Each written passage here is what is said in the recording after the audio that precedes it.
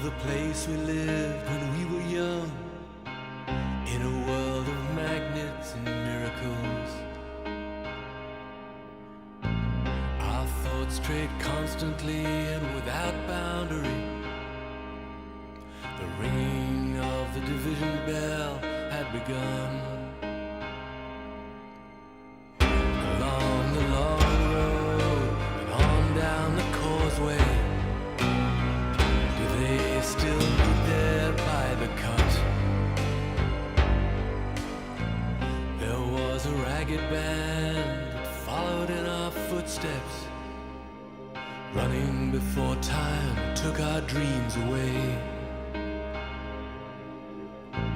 leaving the myriad small creatures trying to tie us to the ground, to a life consumed by slow decay.